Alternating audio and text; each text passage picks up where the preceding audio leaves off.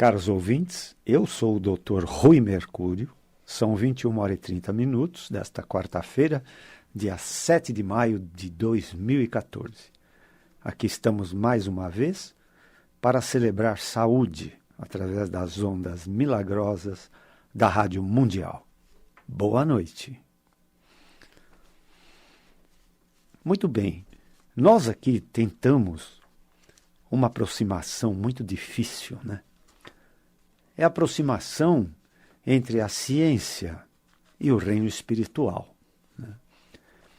A ciência, ela é construída em cima de princípios científicos. E uma das ciências que mais nos interessa aqui é a ciência médica. Por outro lado, nós somos ávidos pelo conhecimento espiritual. E buscamos de todas as formas esse conhecimento. E o pouco que vamos conseguindo, nós tentamos transmitir aos nossos caríssimos ouvintes. Eu quero que vocês entendam o seguinte: se você souber um pouquinho de uma ciência, vamos dizer que você sabe um pouquinho de matemática, você será considerado um matemático medíocre. Mas se você souber um pouquinho de conhecimento espiritual, você será uma sumidade, porque são poucos os seres de luz que adquirem conhecimento espiritual nesta jornada terrestre. Então, quando alguém consegue galgar um degrau ou uma escala pequena no conhecimento espiritual, ele recebe títulos tais como ser de luz, yogi, santo, profeta, pregador, evangelista ou até mesmo Messias. Mas, vejam vocês, hoje existe uma ciência chamada física quântica. A física quântica é uma ciência que eu considero a interface entre a ciência e o reino espiritual. A física quântica tem muitos conceitos que são afirmações do reino espiritual. E vejam vocês, a física passou por 3 fases bem distintas, né?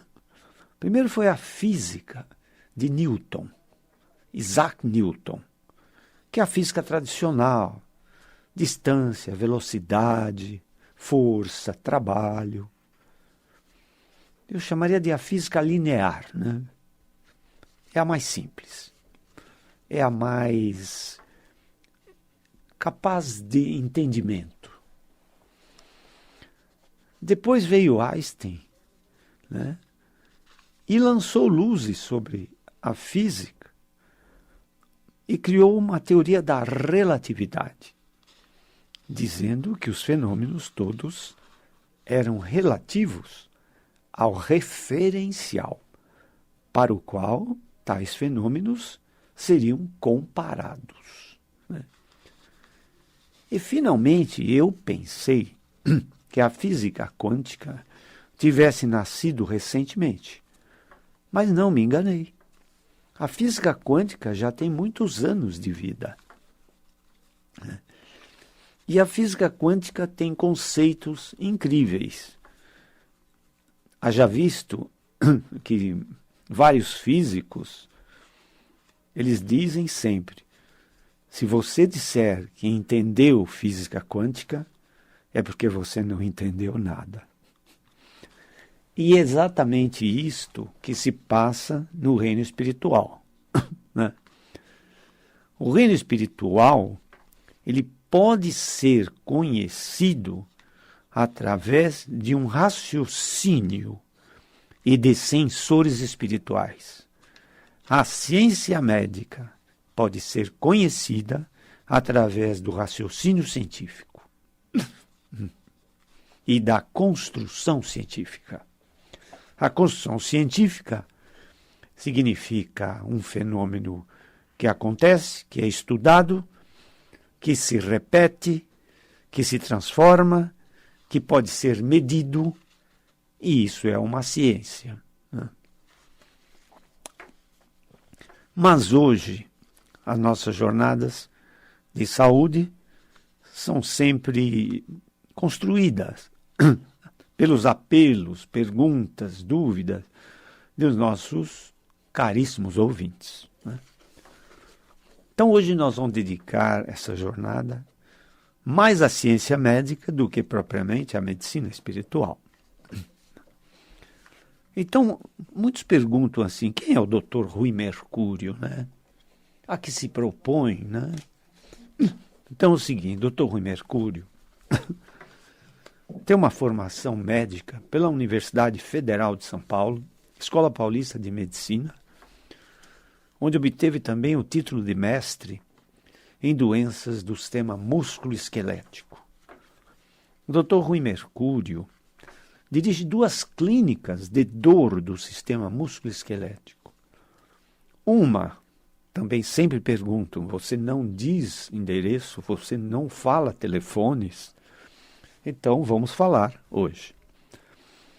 Na Avenida Giovanni Gronchi, uma clínica de dor na Avenida Giovanni Gronchi, número 1263, no bairro do Morumbi, em São Paulo, bem próxima do estádio do Morumbi. Outra clínica de dor fica na Avenida Pacaembu, 1024, no bairro do Pacaembu, também na cidade de São Paulo. Em nossas clínicas, há um desfile interminável de pacientes sofredores crônicos de dores do sistema músculo-esquelético. A prevalência é de sofredores de problemas de coluna vertebral, mas tem os sofredores de quadris, de ombros, de joelhos, das mãos, dos pés, cotovelos, enfim. Em geral, das articulações todas que fazem a economia do ser humano.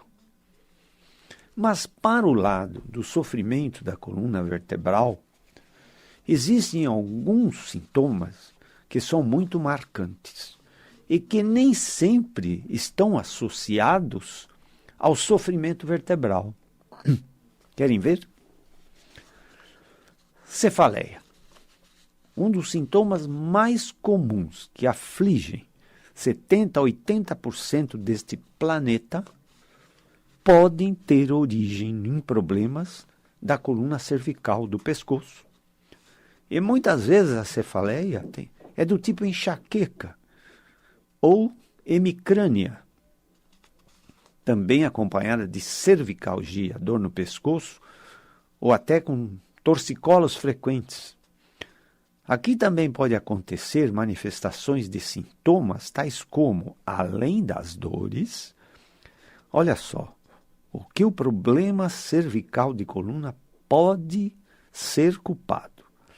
Distúrbios visuais, anomalias de refração ocular, glaucoma, distúrbios auditivos, como zumbidos persistentes num ou no outro ouvido, ou mesmo nos dois, tonturas, enjoos, vertigens rápidas, passageiras e dores irradiadas aos ombros e braços, com preferência para um deles, e mesmo fortes dores irradiadas à região pré-cordial, simulando até uma cardiopatia e, eventualmente, até com falta de ar.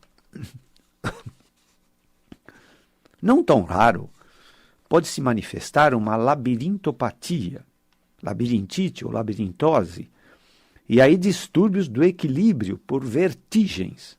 Aqui, frequentemente, acontecem as quedas por uma perda de equilíbrio. E, como consequência, podem ocorrer traumas desde queda com maior ou menor gravidade. Pode acontecer também edemas, inchaço nas mãos e até na região supraclavicular, entre o pescoço e o ombro, mais frequentemente do lado para o qual a dor se irradia. Podem raramente acontecer distúrbios de deglutição e salivação. E também ocorrem fenômenos de parestesias. As parestesias são fenômenos de adormecimento das mãos, pés, das pernas, ou cãibras, e até perda de força.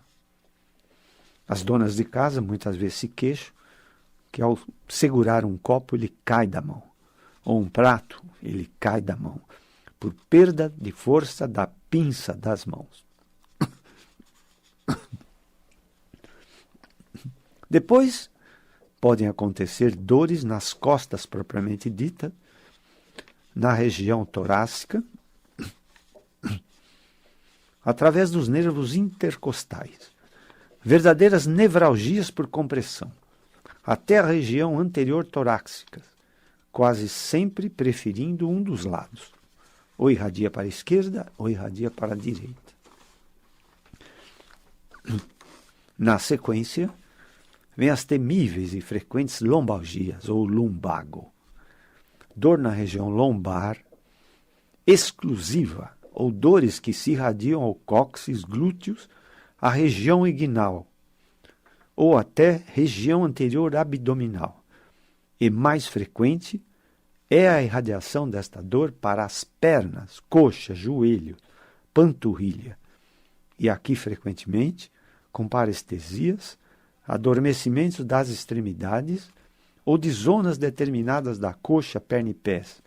Nos pés, sensação de queimação de agulhas na região plantar, até choques, ou zonas mesmo de anestesia, com perda de sensibilidade, fraqueza muscular das pernas, podendo impedir a marcha ou um simples caminhar.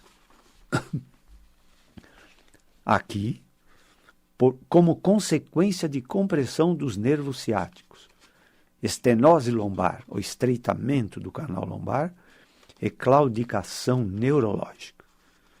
Os nervos ciáticos são dois nervos calibrosos, formados por raízes lombares, as últimas lombares, e que é responsável pela força e pela sensibilidade das pernas. Então, para você subir uma escada, atravessar uma rua correndo, correr, andar, os nervos ciáticos têm que agir integralmente. Frequentemente também, os joelhos são sedes de quadros de dores eventuais, persistentes ou progressivas, em um ou nos dois joelhos, com a consequente incapacidade de marcha pela própria dor decorrente. Nos processos de artrose dos joelhos, há um desgaste articular, que pode interessar mais a metade externa do joelho, com esmagamento do menisco lateral. E aqui começa a acontecer, além da dor, uma deformidade em X das pernas, que é progressiva e muito incapacitante. Quando o desgaste interessa mais a metade interna dos joelhos, ou na zona medial, as dores se manifestam por atrito articular, falta de líquido sinovial, ou por esmagamento e lacerações do menisco interno ou medial do joelho.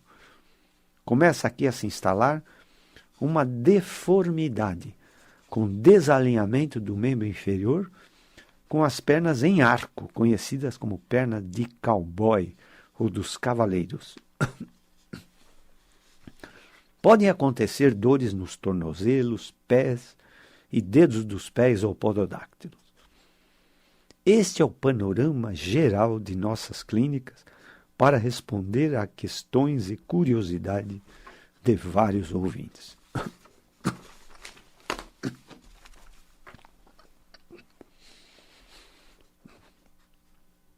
Vários ouvintes também protestaram,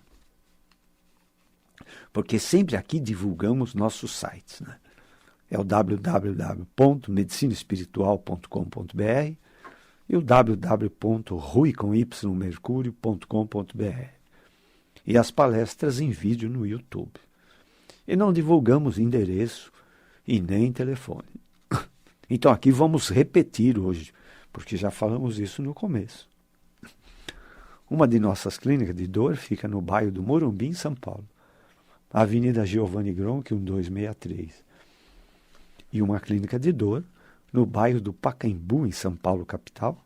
Avenida Pacaembu, 1024.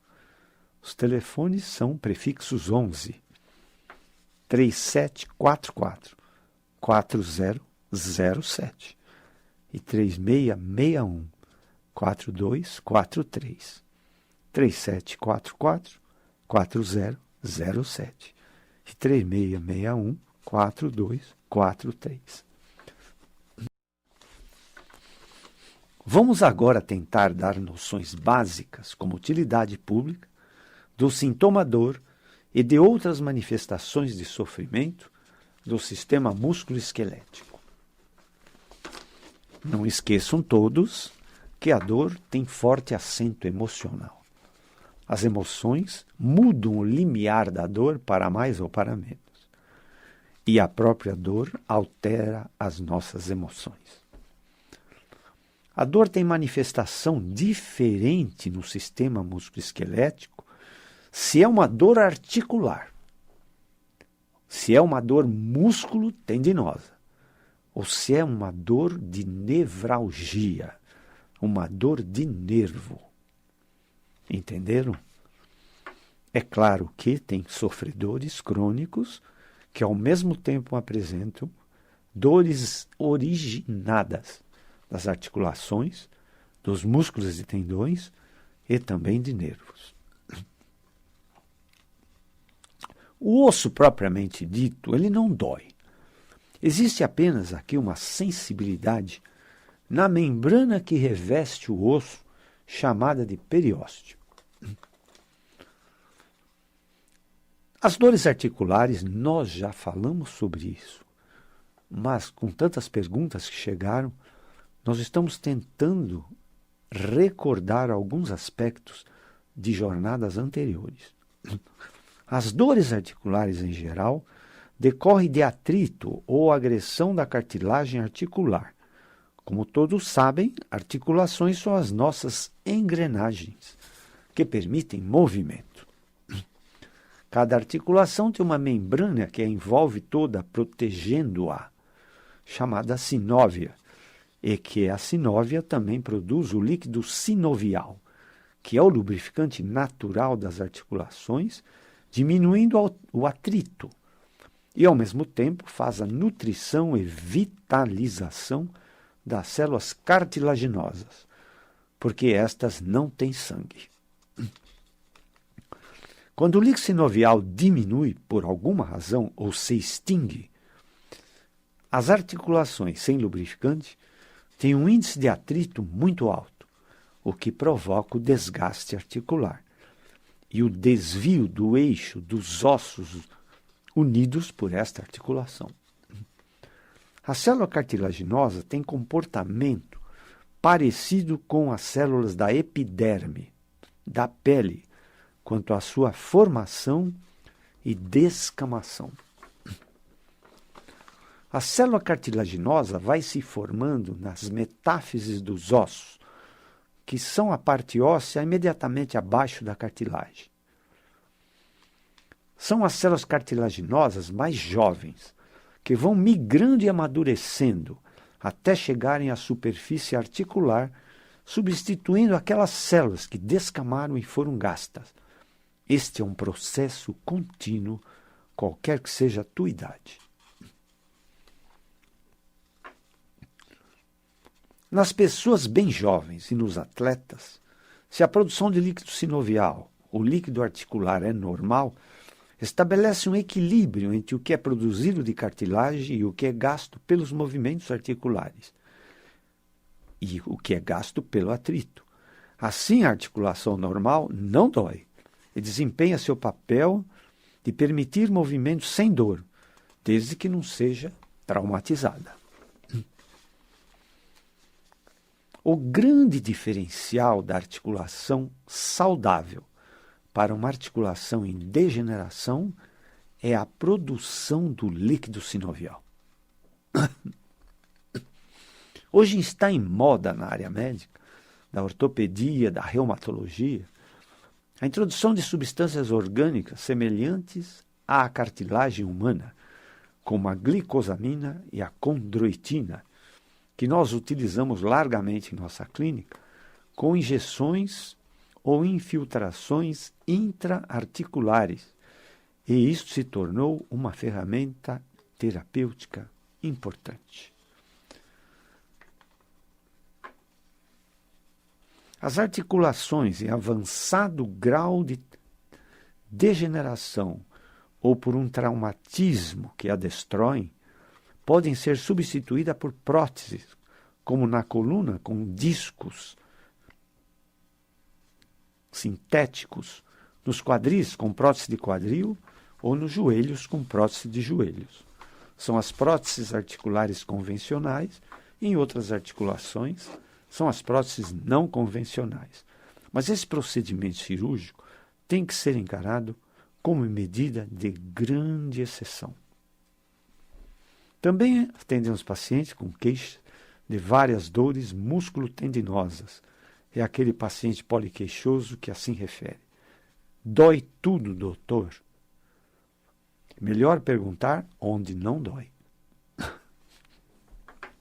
Um bom exemplo desse quadro são as fibromialgias, quadros muito dolorosos que, em geral, acometem mais as mulheres na região posterior do pescoço e região torácica posterior, e que podem piorar na fase menstrual.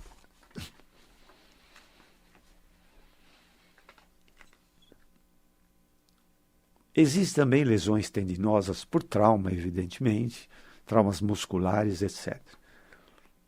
Lamentamos, mas o nosso tempo parece que está se esgotando. Tomás já fez o sinal de que temos que terminar por aqui. Evidentemente que nós vamos falar mais sobre os problemas músculo-tendinosos numa próxima oportunidade e falaremos sobre as temíveis nevralgias, que são normalmente por compressão neurológica, né?